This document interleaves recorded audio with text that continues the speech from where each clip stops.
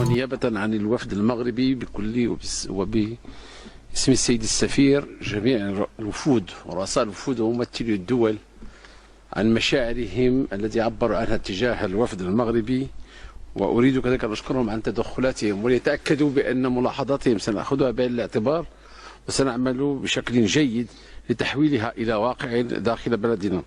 فإعطاء إشارات في مجال حقوق الإنسان بالنسبة للمغرب نعتبره مصدر إثراء وتحسين لعمل قضية حقوق الإنسان في بلادنا، لأننا نعتبر ليس فقط ذلك، نعتبر أن حقوق الإنسان من حق الشعب المغربي ومن حق احترام كرامته من خلال إعمال مبادئ حقوق الإنسان. أريد فقط أن أعود إلى قضية الإعدام. منذ 30 سنة لم يتم تنفيذ أي حكم من أحكام عقوبة الإعدام. منذ 30 سنة لم يعدم شخص، ونحن دائما فيما يخص عقوبة الإعدام نقدم أشخاصا إلى طلب العفو ويقضي عقوبة ثم نصدر حكما بتحويل هذه العقوبة إلى أحكام إلى سجن سنوات أو أحكام قضائية تقضي خلاف عقوبة الإعدام.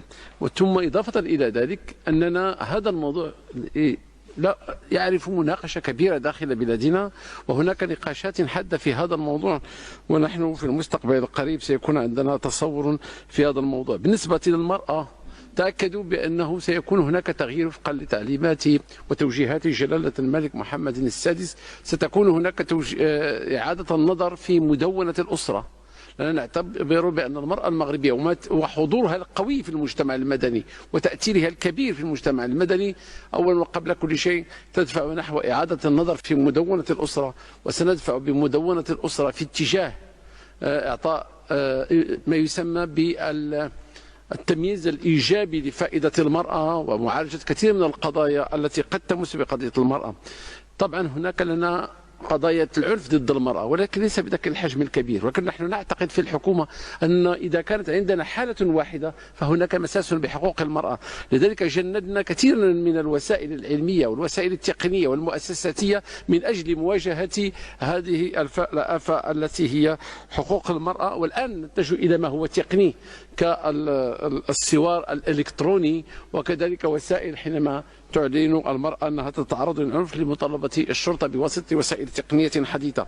كل هذه المواضيع تناقش. إن قضية حقوق الإنسان في بلدنا موضوعة جوهرية، وأنا كوزير العدل ومكلف بملف قضية حقوق الإنسان مدرك تماما بأن مستقبل المغرب هو مستقبل حقوق الإنسان، وأن الطريق الأفضل هو حقوق الإنسان، وأن الشعب المغربي يستحق بكل كرامة أن يعيش في ظل نظام سياسي يحترم حقوق الإنسان، وهذا التزام أعلناه ونعلنه واعتبرنا الخيار الديمقراطي في دستورنا على أنه مسألة تعاون. المسألة الأخيرة التي أريد أن أتدخل فيها هي قضيتنا الوطنية.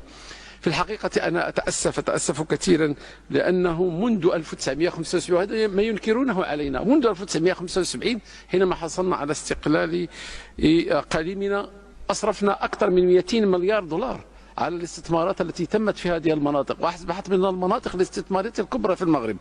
وذلك ليس صدقة منا، بل إنه من خلال مسؤوليتنا تجاه شعبنا ومسؤوليتنا تجاه، ولكن أتأسف أن يكون جزء من شعبنا وأشخاص من جنوب الصحراء ما زالوا على شكل رهائن في دولة أخرى ويستغلون لخلق أزمة سياسية وأزمة دولية تمس بالسلم والأمن الدوليين. أنا أتأسف كثيرا ذلك، ثم يتم توظيفها في قضية حقوق الإنسان. من يريد أن يرفع شعار حقوق الإنسان يجب أن يطبق أولا مبادئ حقوق الإنسان على شعبه حينما يتظاهر، واحترام شروط المحاكمة العادلة، واحترام أكبر إمكانيات المالية في النفط، وشعبه جائع يقف مصطفا في المحلات وفي الشوارع من أجل لتر من الزيت. أنا أتأسف ولا يعطينا أحدا دروس، ومن له بيت من زجاج لا يرشق الناس بالحجرة. شكرا لكم سيد الرئيس.